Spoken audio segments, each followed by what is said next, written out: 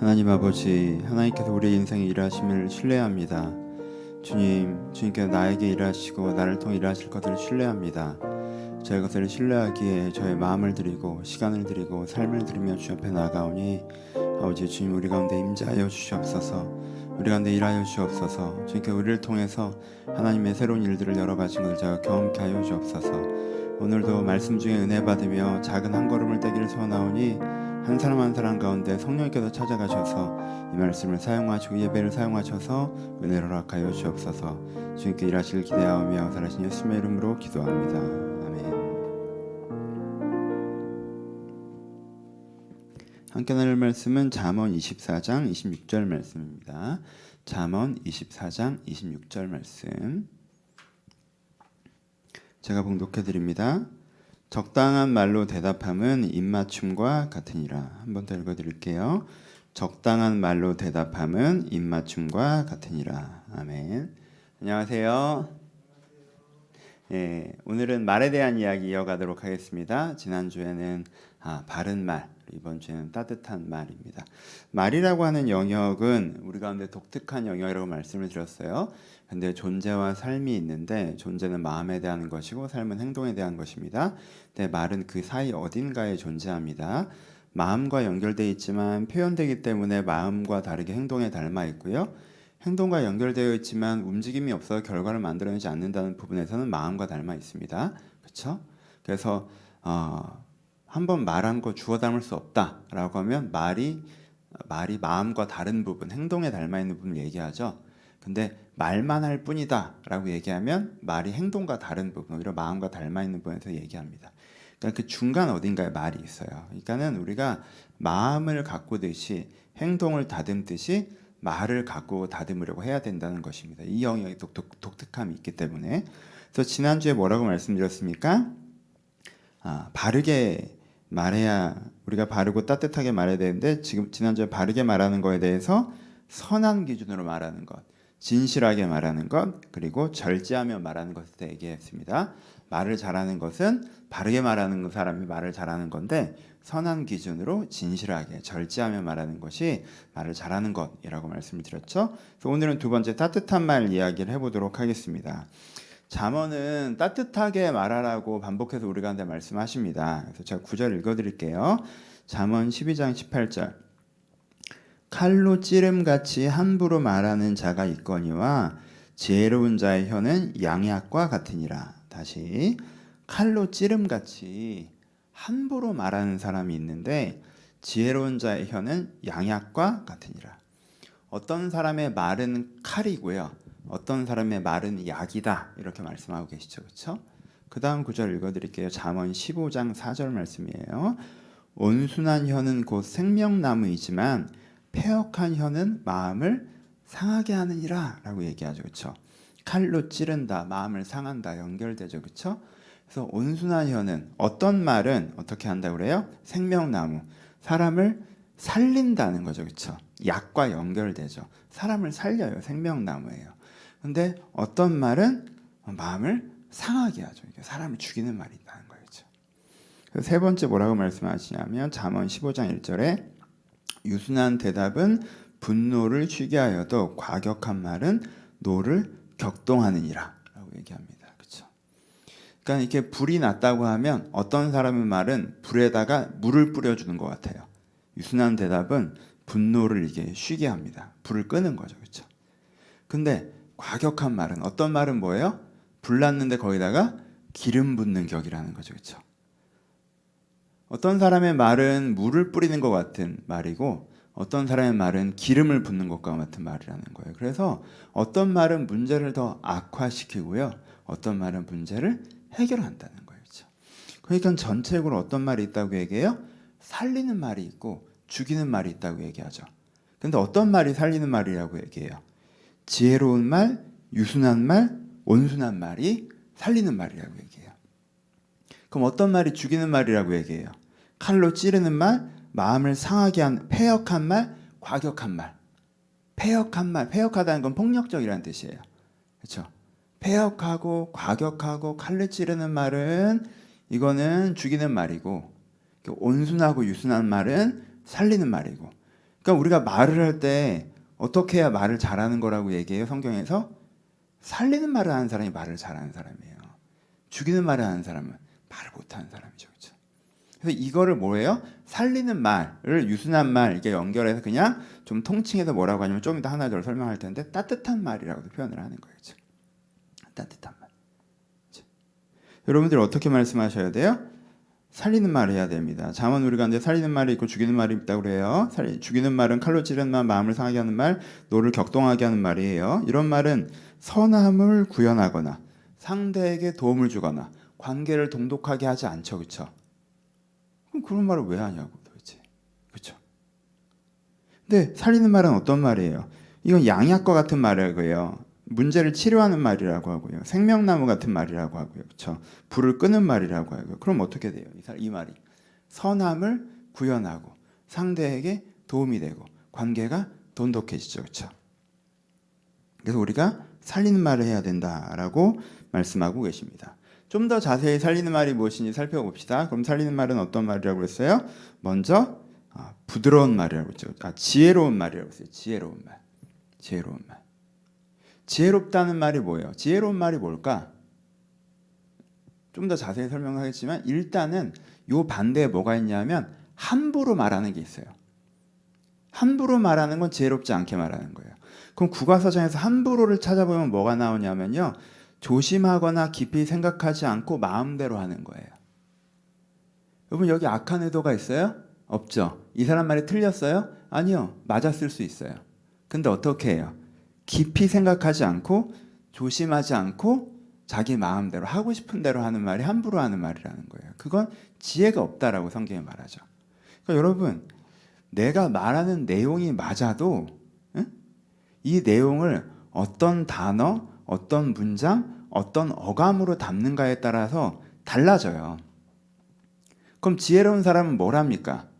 내가 이 내용을 확정한 다음에 그럼 이 내용을 어떤 단어, 어떤 문장, 어떤 어감에 담을지 그런 어떤 거에 담아 이게 잘 전달이 될지 최적화를 한다는 거예요. 그 다음에 말하는 사람은 지혜로운 사람이고 지혜롭지 않은 사람은 어떤 사람이에요? 죽이는 말을 하는 사람은 이 과정이 없어요. 함부로는 뭐 대단한 나쁜 의도가 있는 게 아니에요. 함부로는요 그냥 이 과정이 없는 거예요. 그래서 이렇게 말하는 사람은 같은 말이라도 기분 나쁘게 해요. 맞는 말이지만 상처가 되고요. 주로 말의 내용에만 신경 쓰지 말의 단어와 문장과 어감을 신경 쓰지 않기 때문에 그렇게 되는 거죠. 그래서 상대방이 그거에 대해서 컴플레인을 하잖아요. 그러면 어떻게 되냐면 내 내용이 맞다는 것 같고 자꾸 디펜스해요. 내 내용에 문제가 없는데 왜 내 단어와 어감으로 꼬투리를 잡느냐 이렇게 하는 거예요. 이 사람 심리를 제가 제일 잘 알죠. 왜 내가 약간 요런 쪽이거든. 여러분 제가 이제 설교하는데 이제 말에 대한 6가지 문제를 얘기하고 6가지 대안을 얘기하잖아요. 근데 제 개인적으로 가장 찔리는 거는 이거예요. 칼로 찌르는 것처럼 말하는 거. 그러니까 저는 자주 내 말이 맞다에 너무 심취해서 이것을 어떤 단어, 어떤 문장에 이렇게 하느냐에 대해서 좀 덜 신경 쓸 때가 있거든요. 그렇죠? 덜 신경 쓸 때. 그래서 제가 실수를 할 때가 있고, 여러분 아시지만 제가 옛날엔 이런 실수를 되게 많이 했어요. 나이 먹고 많이 고쳐진 거지. 제가 이제는 되게 감사한 건 저랑 친한 어떤 성도님이 제가 더 가가지고 또 도움 된답시고 막 말을 쏟아냈더니 저한테 그랬거든요. 전 목사님을 앞으로 1대1로는 안 만나겠다고. 마음이 상해서 못 만나겠다고. 근데 제가 그 친구 덕분에 되게 많이 고쳐졌어요. 그래서 내가 이게 문제가 있구나. 내가 지금 도움되겠다고 시고 말을 하고 있는데 내 목적은 도움이 되는 건데 내 말뜻이 하나도 전달이 안 되고 도움은 안 되고 얘 마음만 내가 상하게 했구나. 그러니까 너무 미안하더라고요. 사실 이게 되게 좋은 뜻이 있는데 좋은 의도도 있고 거기 희망과 소망이 있고 이렇게 하면 된다는 뜻이고 여러 가지가 담겨 있었는데 말하는 어투나 단어 이런 거가 좀 잘못되다 보니까 지적하는 것처럼만 들린 거죠.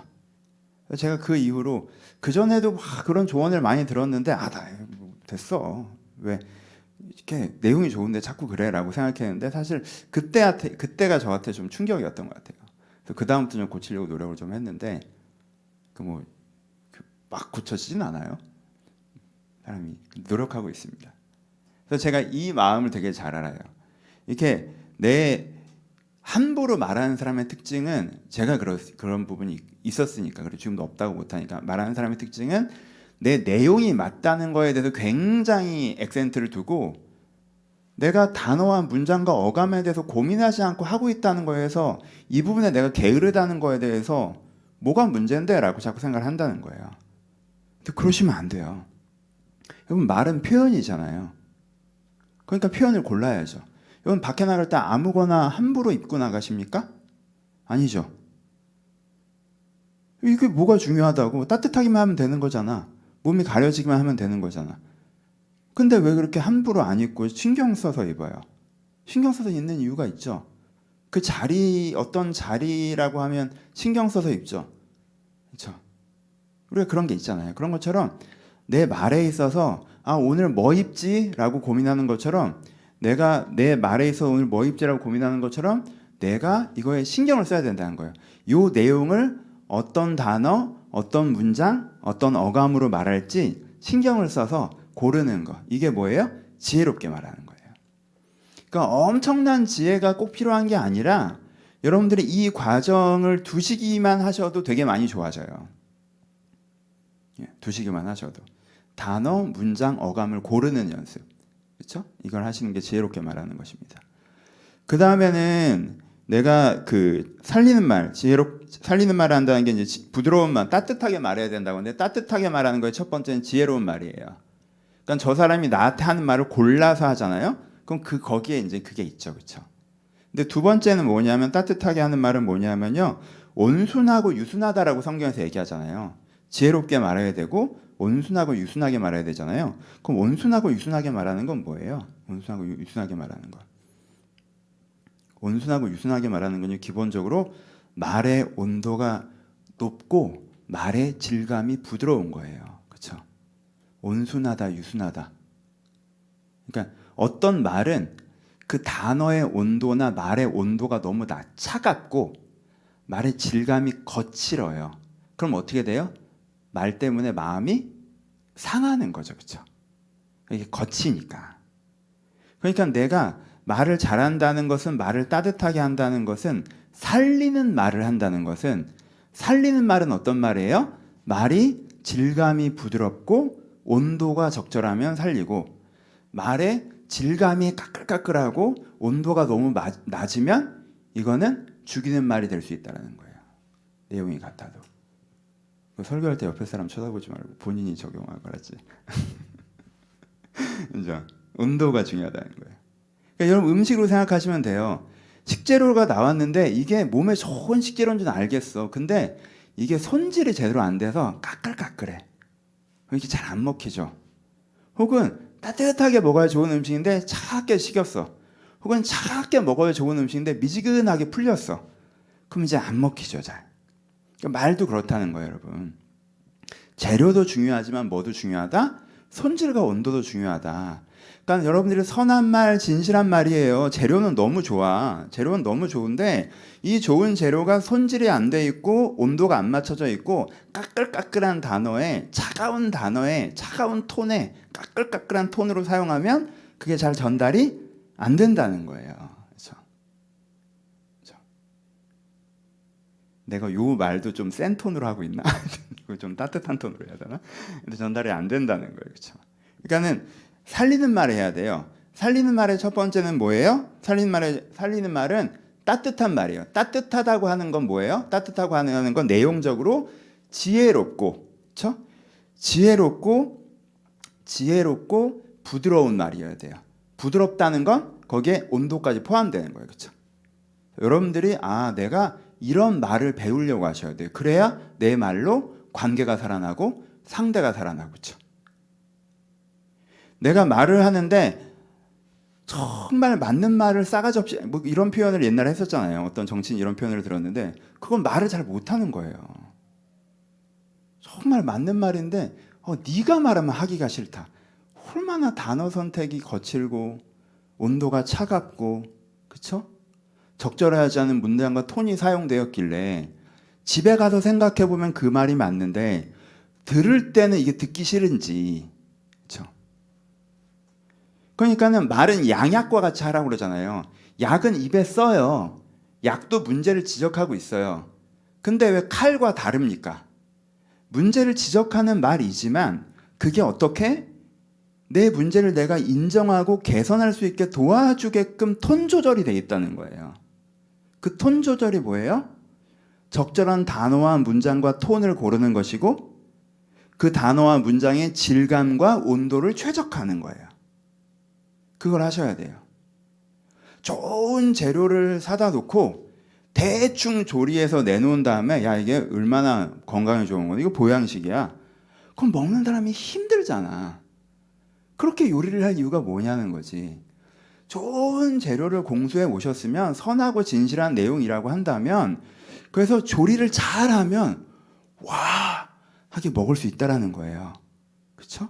그러니까 내가 재료를 공급하는 근데 뭐 재료가 근데 둘 중에 하나면 재료가 좋은 게 좋죠. 그렇죠? 몸에 나쁜 거 잘 요리해서 먹고 죽어라 이렇게 되면 안 되잖아요. 그렇죠? 그러니까 지난주가 더 중요하긴 한데 둘 다 되면 좋다는 거지. 선하고 진실한 내용을 어떻게 부드러운 질감에 따뜻한 질감에 톤과 이런 게 최적화된 말에 담아 전달하면 이 사람이 소화를 하고 그럼 이 사람이 좋아지고 관계가 좋아지고 살리는 말. 내용은 좋더라도 내가 거친 말, 차가운 말, 적절하지 않은 문장 그러면은 칼로 찌르는 것처럼 말하지 말라고 하셨죠? 칼로 찔러. 그러면 죽이는 말. 그러면 이 사람이 잘 안 되고 관계가 훼손되고 그럼 나도 원하는 것도 아니고 나도 좋은 것도 아니잖아요. 그렇죠? 그리고 어떻게 하셔야 돼요? 요 말을 배우셔야 돼요. 부드러운 말이라고 통칭합시다. 부드러운 말. 따뜻한 거, 질감이 부드러운 거, 그리고 잘 골라진 지혜로운 말. 이런 부드러운 말을 배우셔야 합니다. 하나 더. 그러면 이렇게만 돼 있으면 되나요?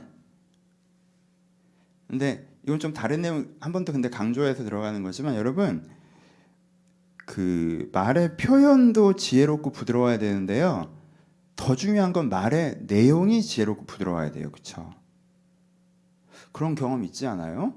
제가 상처받은 말의 80%는요. 표현으로는 아무런 문제가 없는 말들이었어요.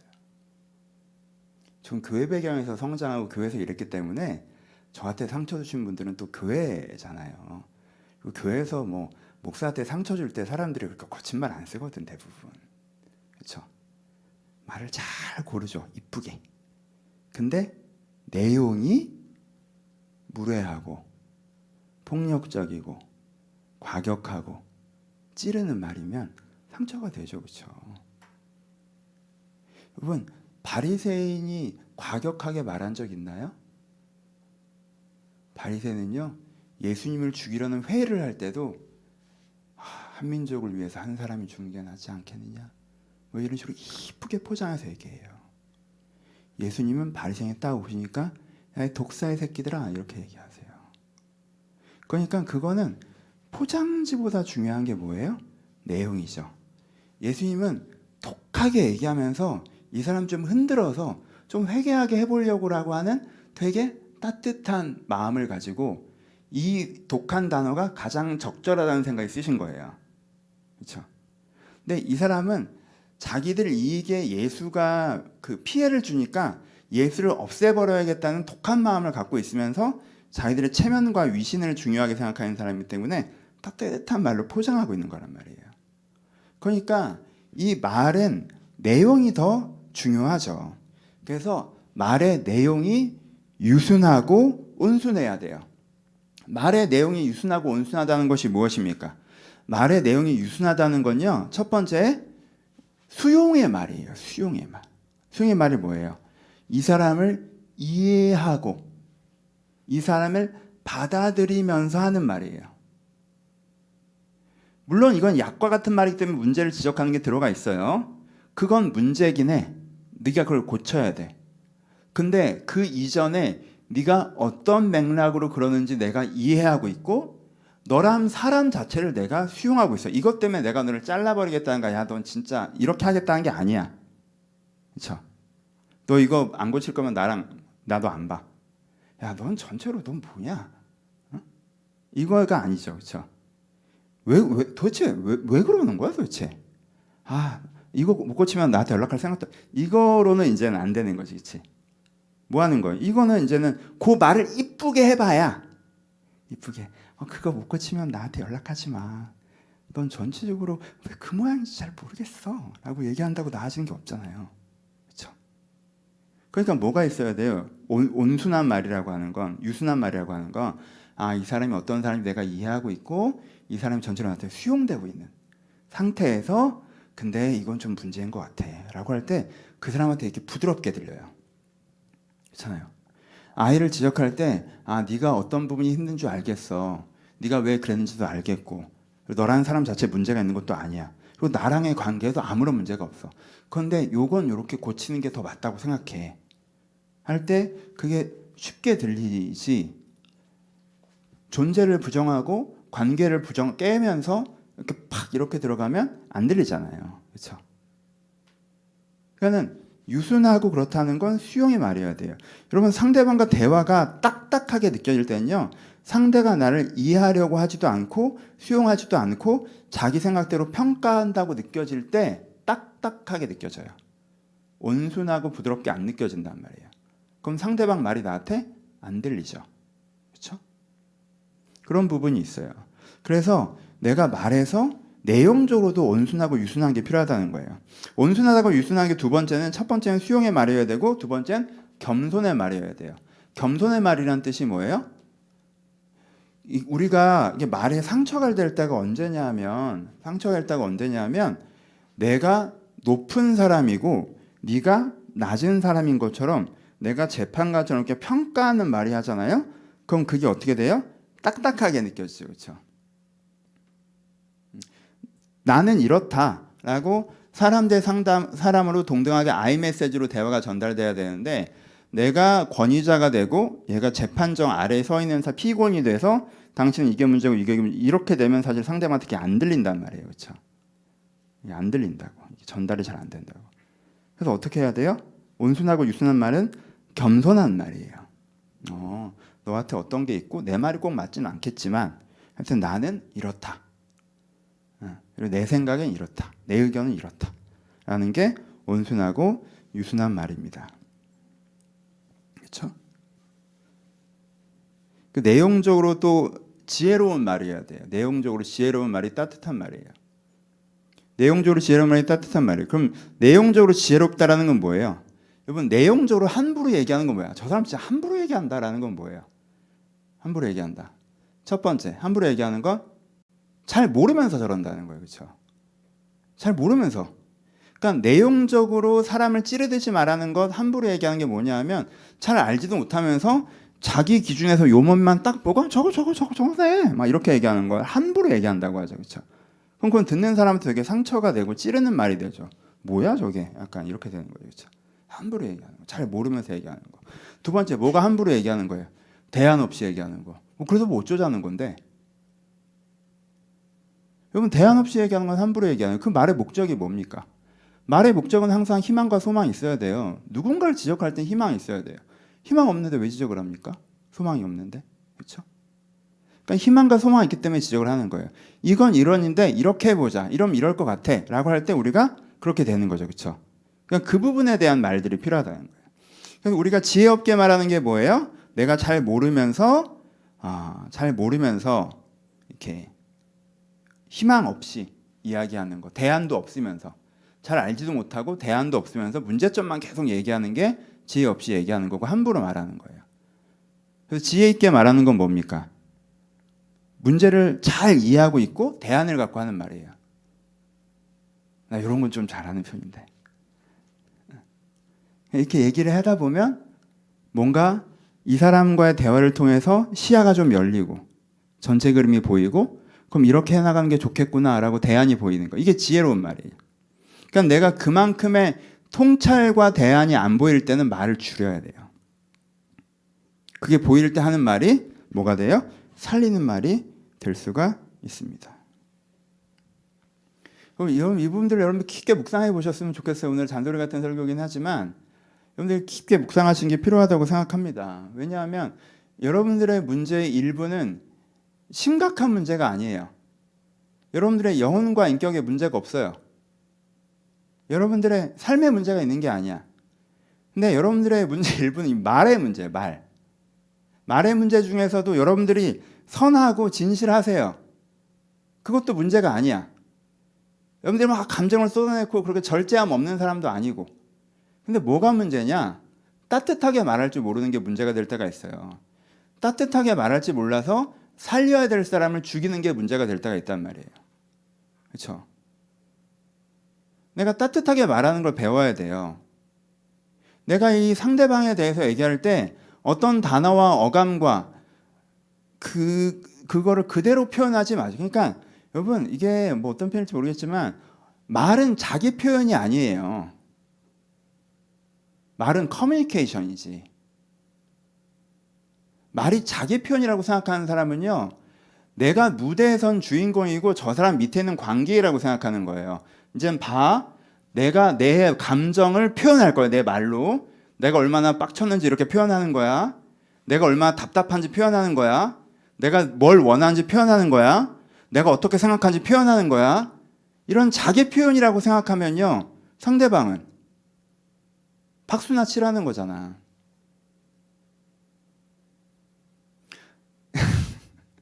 말도 세게 하려고 그런다. 모노드라마는 혼자 하세요. 내 자기 표현은 혼자 하고 내 자기 표현이 수용되는 사람은 아주 특별한 사람이에요. 그렇죠? 그렇죠? 정말 가까운 사람.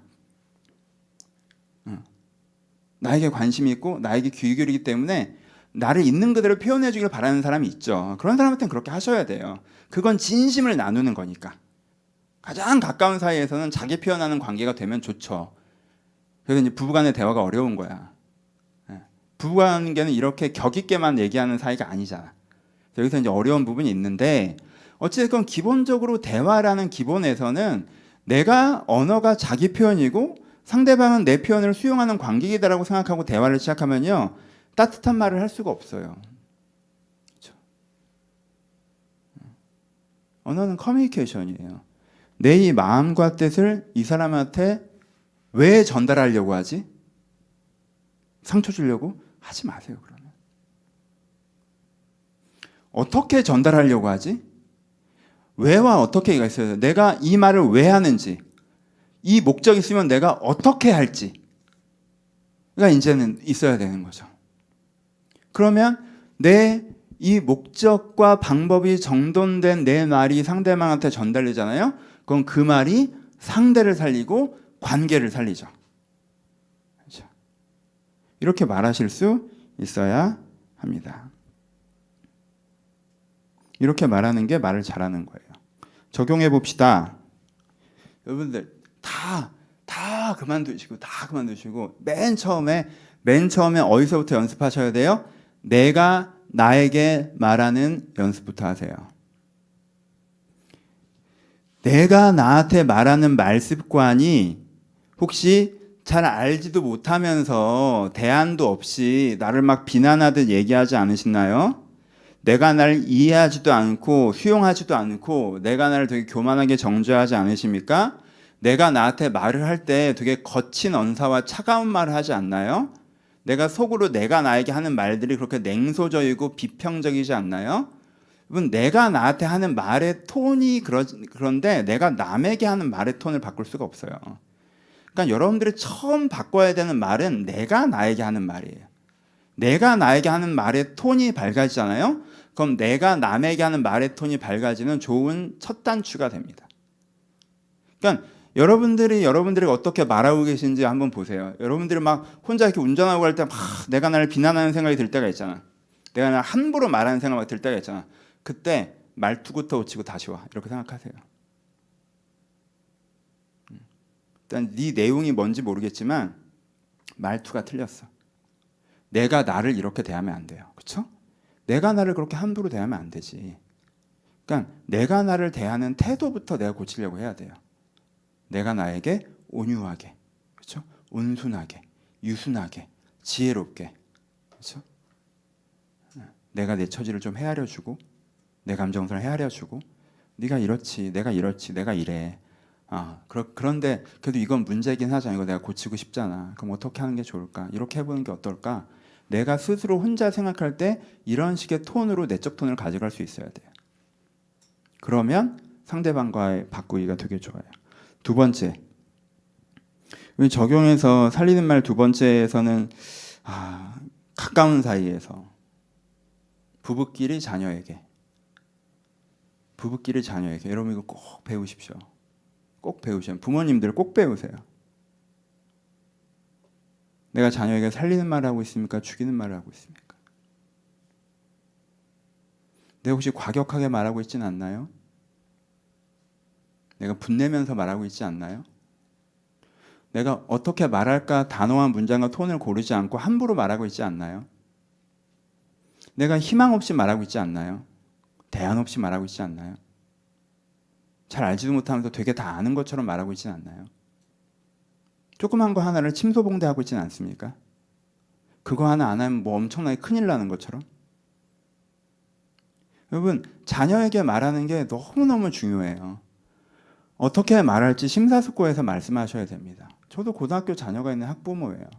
제가 문득 생각나서 문득 어떤 감정을 느껴서 말하잖아요. 그럼 말에 실수가 있을 때가 많아요. 아이랑 말할 때는요, 오늘 무슨 말을 해야지 먼저 결정하지 않으셨잖아요. 그럼 말하지 마세요. 말하지 마세요. 문득 생각나서 말할 땐 보통 쓸데없는 잔소리예요. 다 죽이는 말이야. 오늘 들어가서 이 얘기를 해봐야겠다. 이렇게 내가 어떤 단어와 문장을 선택하고 문제의식과 대안을 제시하고 그리고 나름대로 얘를 충분히 이해하는 상태에서 어떤 얘기를 해야지 좋은 대화라는 게 이루어지지. 그러니까 아이와 대화할 때 가장 준비를 하셔야 됩니다. 어떤 여러분들이 그 프로젝트 회의를 준비할 때보다 준비하고 대화하셔야 돼요. 물론 같이 있는 시간을 많이 있겠고 어린아이 시절에는 계속 같이 있으니까 그때는 여러분들의 말투를 점검하세요. 혹시 내 말투가 너무 지적하는 말투는 아닌지, 화내는 말투는 아닌지, 내가 그냥 생각 없이 함부로 말하고 있지는 않은지 여러분들의 말투와 태도를 점검하셔서 아이에게 말하는 걸 고민하셔야 돼요. 부부끼리. 여러분, 부부끼리 이런 부분이 되게 많죠. 그렇죠? 그러니까 제가 이게 어떤 분들에게는 정말 이게 사실 제가 이제 뭐 농담처럼 얘기하지만 제 설교의 퀄리티라고 얘기한다면 사실은 이 설교 그렇게 중요한 설교는 아니잖아요. 그러니까 복음 설교가 중요하고 사랑 설교가 중요하고 그런 설교가 중요하지.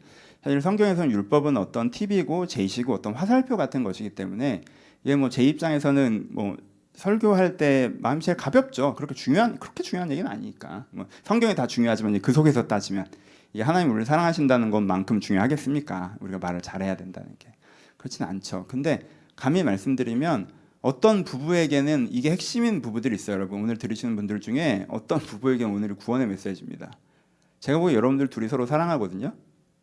둘이 서로 좋아하고 서로 긍정적으로 평가하고 있고 근데 여러분 사이 문제 하나가 딱 하나 있는데 말이에요. 말이 문제야. 함부로 말하는 거. 함부로 말하는 거.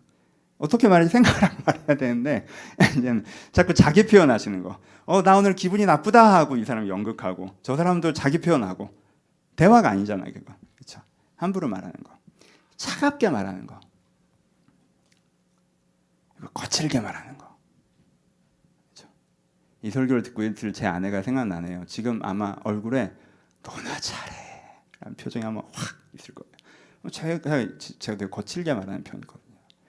제가 어떤 문제를 제가 차갑게 말하는 편이고 저희 사이의 문제의 사실 70%는 이거였어요. 말.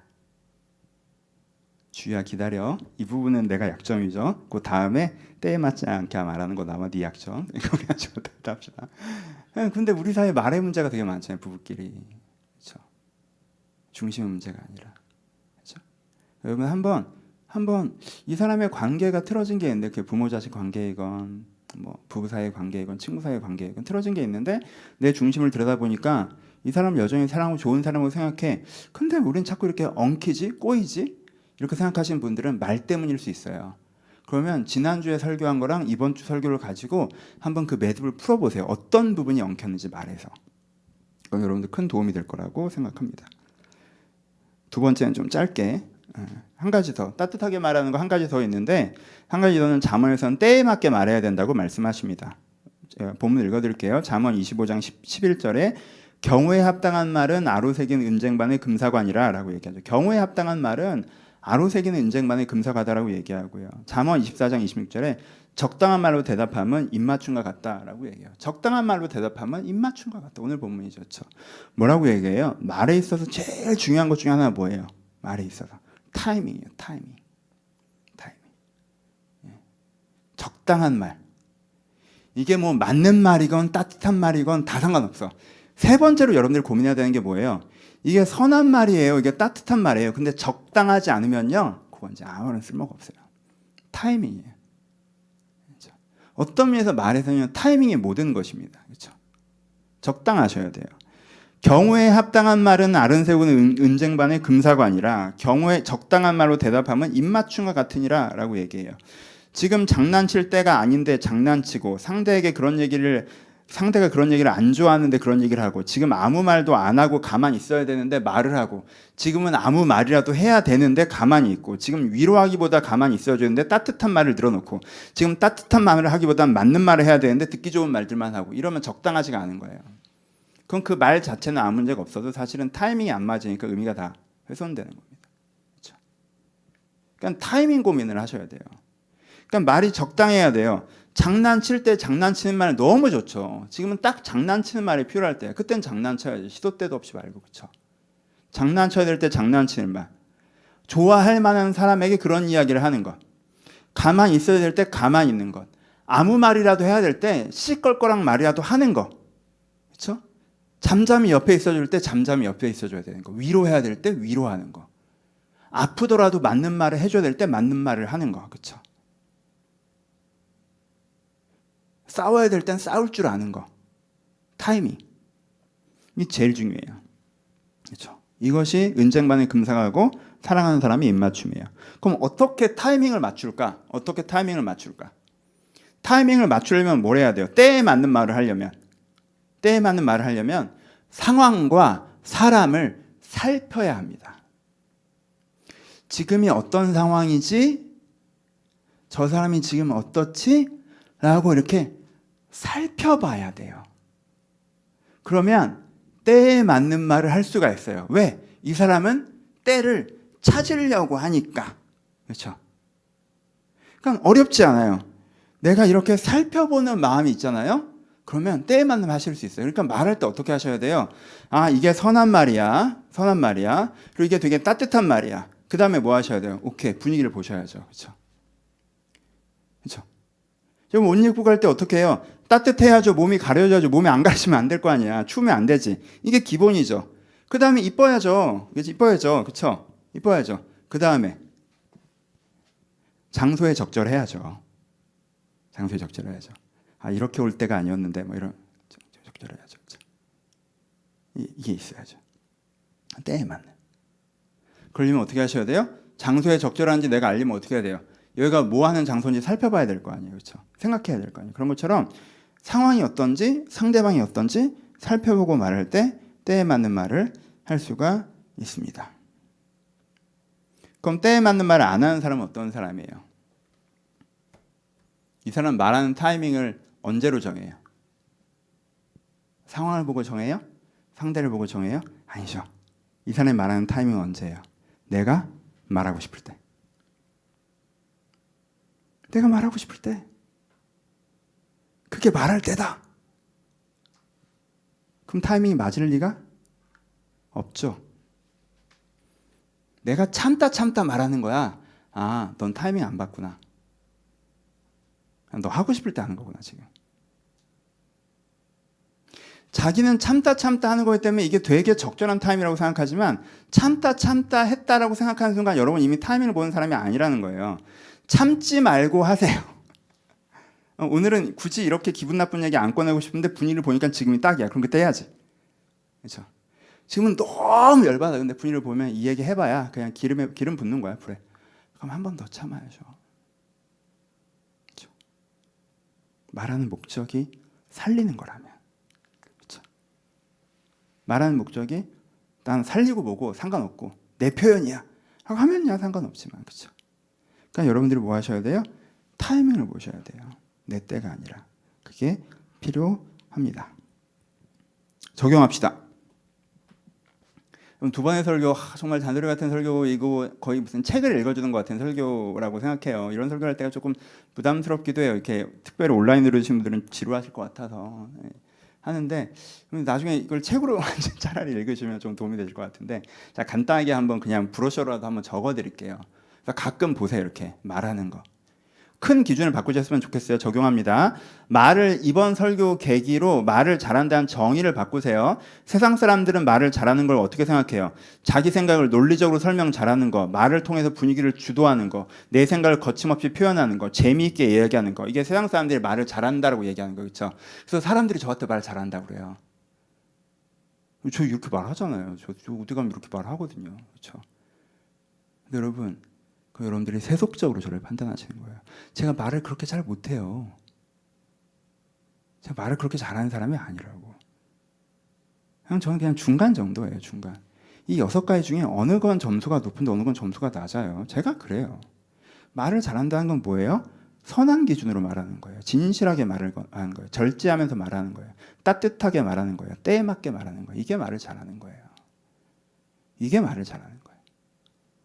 막 논리적으로 입 바른 소리를 부적절한 때에 한다. 말 정말 못하는 거예요. 그렇죠? 정말 맞는 말을 상대방한테 깔을 치르듯이 한다. 그거 말 못하는 거예요. 제가 그럴 때가 있다니까요. 말을 잘 못해요. 그러니까 여러분들이 말을 잘한다는 기준을 바꾸셔야 말을 잘하실 수가 있어요. 말을 잘하는 기준을 이번 기회에 바꾸세요. 고치세요. 고치세요. 그래서 영역별로 적용하세요. 내가 가족끼리 내가 말을 잘하고 싶어. 가족끼리 얘기할 때 내가 논리적으로 이 대화를 내가 끌고 가고 나를 거침없이 표현하고 말 못하는 거예요. 그래서 내가 이 대화를 주도해 나가고 말 못하는 거예요. 그렇게 하는 게 아니에요. 내가 아내와 남편이랑 얘기할 때, 애인과 친구랑 얘기할 때, 자녀와 얘기할 때 내가 바른 기준으로 얘기하는지, 내가 진실하게 얘기하는지, 내가 절제해서 얘기하는지, 내가 막 내 얘기만 하는지, 절제해서 얘기하는지, 내가 따뜻하게 얘기하는지, 내 단어의 질감이 괜찮은지, 온도가 괜찮은지, 그치? 내가 지혜롭게 얘기하는지, 내가 희망을 갖고 얘기를 하는지, 내가 적절한 때 이 대화를 시작하고 있는 건지, 그냥 내 기분이 그러니까 오늘 얘기 좀 해 이러고 앉아 있는 건지, 그렇죠? 이거를 해야 이렇게 된다는 거죠, 그렇죠? 우리 부부 사이에 이런 대화가 필요하구나. 자녀에게 이렇게 얘기해야겠구나. 여러분들 사회에 대해서 얘기할 때도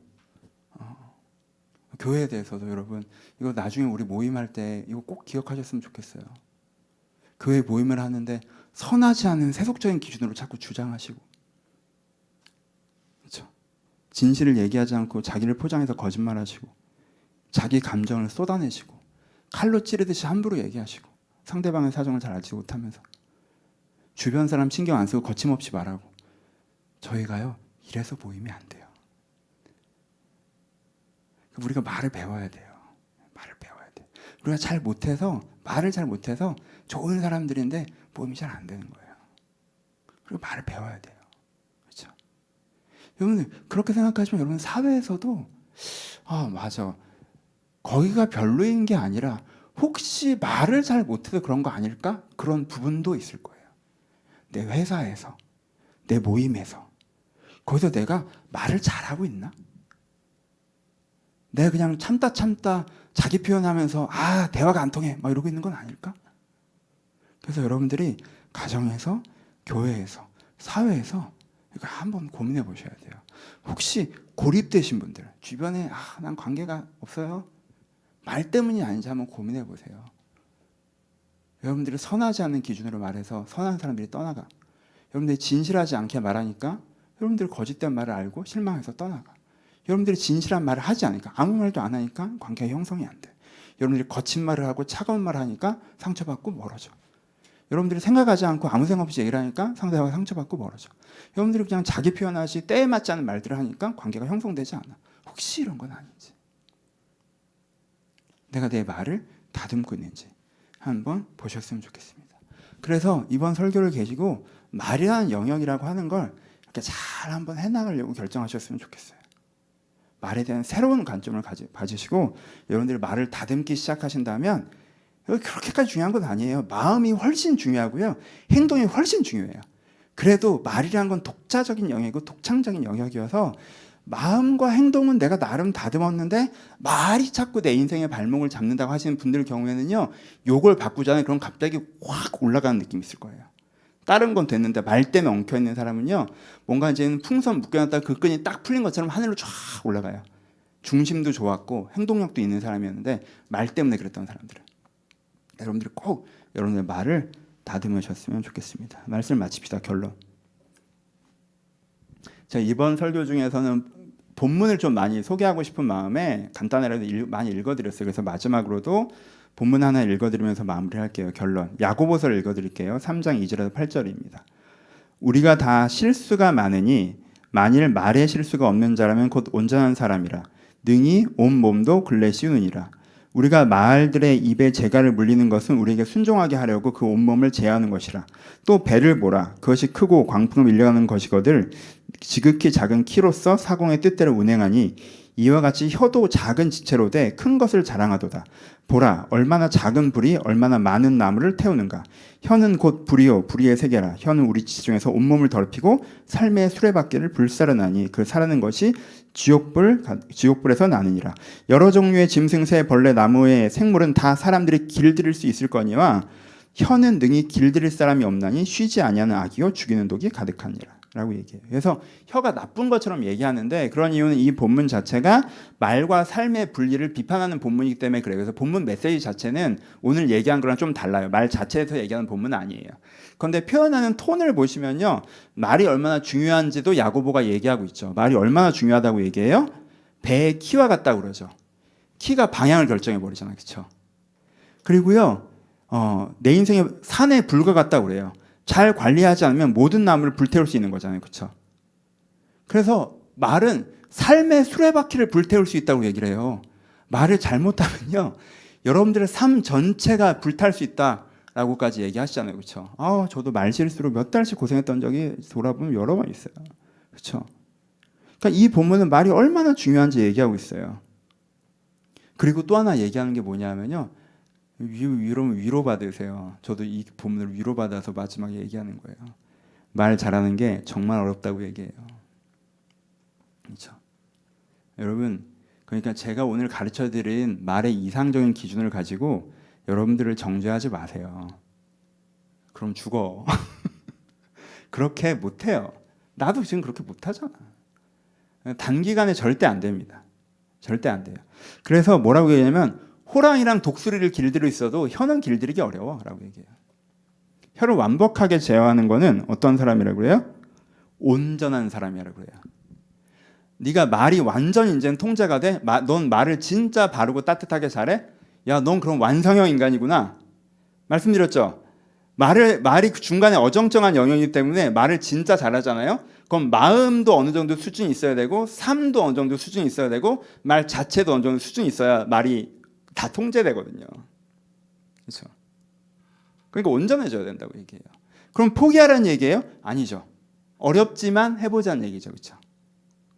말이 중요해요. 근데 말을 완전히 잘하는 건 너무너무 어려운 일이에요. 그러니까 여러분 차근차근 해보세요. 차근차근. 절대 설교니까 모든 정보를 쏟아내는 거지 절대 그걸 한꺼번에 적용하려고 하지 마세요. 이 중에 한두 가지를 고르세요. 내가 타이밍을 좀 생각해보자. 내가 너무 타이밍을 안 맞추는 것 같아. 혹은 그래, 내가 질감, 거친 용어를 좀 덜 써보자. 내가 온도, 톤을 좀 따뜻하게 해보자. 내가 진실, 내가 선한 기준, 내가 좀 절제해보자. 여러분들 해야 되는 걸 고르세요. 그렇죠? 내가 여러분 이 기회에 여러분들에게 도전되는 걸 고르시고 그 한 계단을 오르려고 하세요. 그 한 계단. 그렇죠? 그러니까 여러분들 자신에게 과도하게 적용하려고 하지 마시고 그 한 계단을 오르려고 하시는 거가 꼭 필요합니다. 그리고 한 가지만 저한테 약속해 주세요. 특별히 부부 되시는 분들 한 가지만 저한테 약속하세요. 절대 이 설교를 가지고 상대방을 공격하지 마세요. 그럼 나한테 되게 잘못하는 거예요. 말을 잘하는 게 얼마나 어려운 건데 말의 이상적인 기준을 나한테 배웠다고 야, 너 따뜻하게 말해. 그렇게 하면 나한테 들리겠어? 야, 너 질감이 엉망이잖아. 이런 식으로 하면 절대 안 돼요, 여러분. 그러면은 그 말이 얼마나 무례하고 거친 말인지 생각하셔야 돼요. 절대 그렇게 하시면 안 돼요. 절대. 그렇죠? 오늘 설교는 100% 본인에게만 적용하셔야 돼요. 왜요? 이걸 온전하게 하는 건 너무 어려운 일이기 때문에 다른 사람에게 적용시키는 건 가시나무를 들고 휘두르는 거예요. 너 나한테 똑바로 말해. 그 말이 얼마나 안 좋은 말인지 생각하셔야 돼요. 그러니 여러분들 자신에게만 적용하셔서 여러분들 자신에게도 절대 가시나무 흔들듯이 적용하지 마시고 하나 해보자. 하나. 전보다 조금 더 말을 해보자. 그렇게 가셨으면 좋겠어요. 그럼 하나님이 도와주실 거예요. 여호와여 내 입에 파수꾼을 세우시고 내 입술의 문을 지키소서. 하나님 저 말 실수 좀 안 하게 도와주세요 라고 다윗이 얘기하잖아요. 다윗이. 그렇죠? 어려운 거예요. 그래서 기도하셔야 돼요. 하나님 내 입술에 파수꾼을 세우시고 내 입술의 문을 지키소서. 내가 막 말하지 않게. 내가 말을 안 배워 쓰고 말을 못하면서 말을 할 줄 안다고 착각해요. 여러분 이건 또 다른 잔소리 같지만 여러분 목사님 저는 뭐 그런 걸 잘 못하고 우리 영어도 배우는 사람이잖아요. 여러분 이거 영어보다 쉬워요. 그러니까 물론 4명까지 바뀌려면 어렵지만 언어 단어 이거는 영어보다 쉬워요. 할 수 있어요. 그러니까 하나님 앞에서 기도하면서 배우세요. 하루아침에 네이티브가 하려면 안 되지만 내가 영어 단어 하나 배워서 써먹는 건 되잖아. 그렇죠? 그런 식으로 이렇게 말을 바꿔가잖아요. 그러면요 의외로 뭐야 내 삶에 이게 다 말 때문에 생긴 문제였어? 하고 생각들처럼 굉장히 많은 부분이 해결될 거예요. 생각보다 제가 그랬거든요. 말을 지금도 잘 못하는데 예전엔 더 못했잖아요. 예전 진짜 못했거든. 막 나 30살 땐 진짜 기억하시는 분들도 있죠. 말 진짜 못했거든. 근데 그걸 그래서 한 10년 동안 좀 고쳤더니 그래서 이게 사실 다 말 때문이었구나. 난 좀 더 근본적인 문제인 줄 알았는데 좀 허탈할 정도로 해결된 부분도 분명히 있어요. 물론 지금도 제가 말로 문제를 만들어내는 사람이긴 하지만 이렇게 그런 게 있어요. 그러니까 우리가 정말 하나님 앞에서 겸손하고 진실하게 여러분들 말을 천천히 분명히 하지만 조금씩 이렇게 변화시켜 나가는 사람들이 되시기를 주님의 이름으로 축복합니다. 우리 같이 기도하시겠습니다.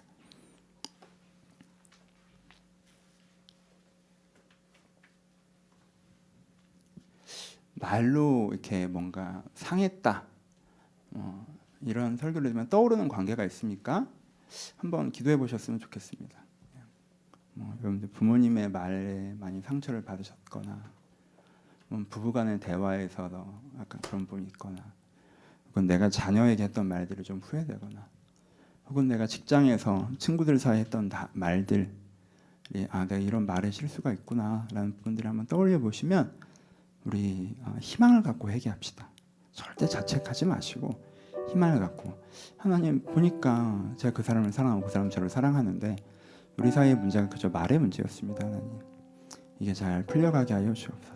이 부분이 잘 풀려갈 수 있도록 저희 가운데 말로 맺은 매듭이 풀려지게 하시고 이제부터 내가 말을 지혜 있게 해나갈 수 있도록 해달라고 여러분들이 말 때문에 엉킨 관계를 위하여서 또 여러분들이 이제부터 해나갈 말들을 위하여서 들을 말씀 생각하시면서 한번 같이 기도하셨으면 좋겠습니다. 기도하겠습니다.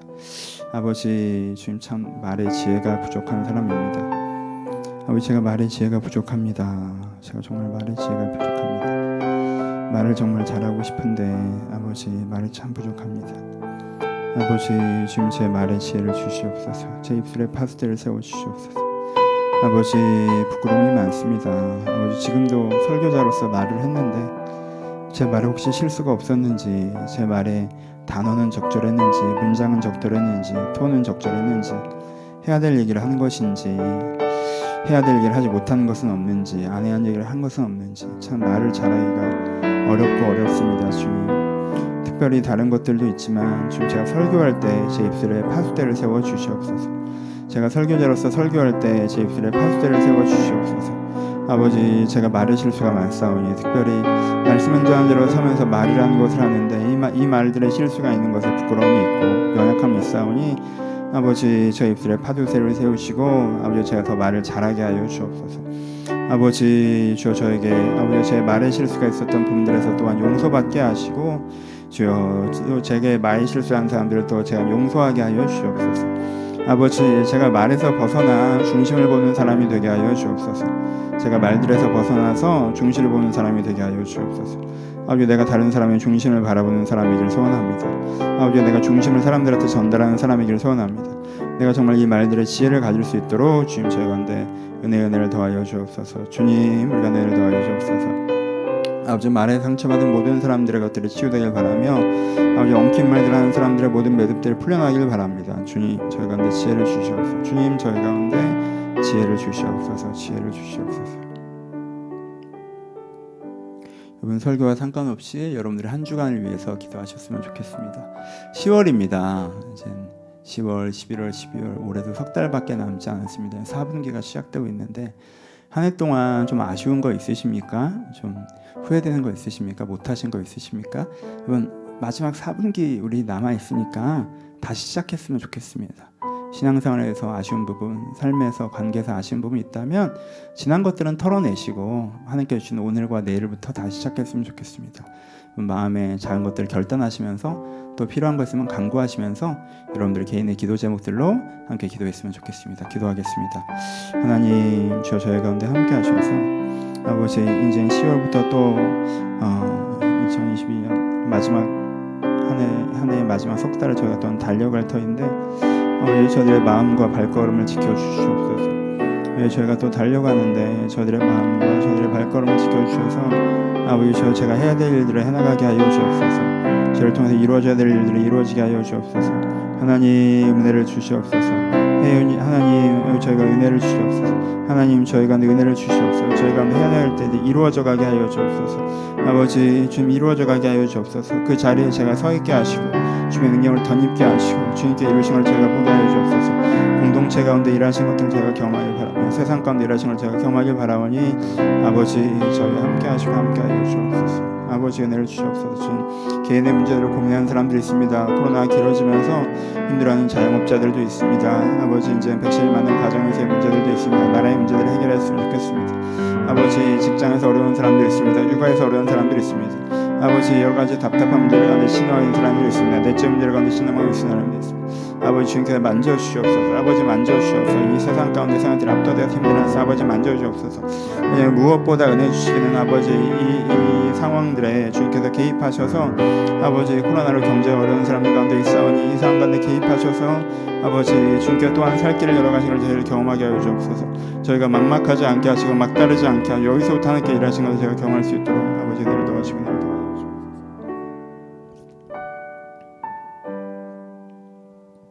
아버지, 돌아보면 제가 여러 가지 말들에 상했습니다.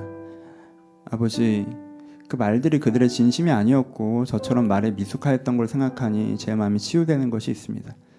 아버지, 제가 말들의 실수가 참 많았습니다. 제가 진심이 그랬던 것이 아닌데 제 말이 준비되지 않았고 제 말이 잘못 전달되고 왜곡되고 제가 적절한 단어들을 찾지 않고 지혜롭지 않고 때에 맞지 않는 말들로 사람들의 마음을 상하게 한 적이 있습니다. 주님, 저의 진심을 기억하시고 그들 가운데 그것이 단지 말뿐이었음을 오해했던 걸 기억하고 그들의 마음에도 상함이 없이 치유되게 하여 주옵소서.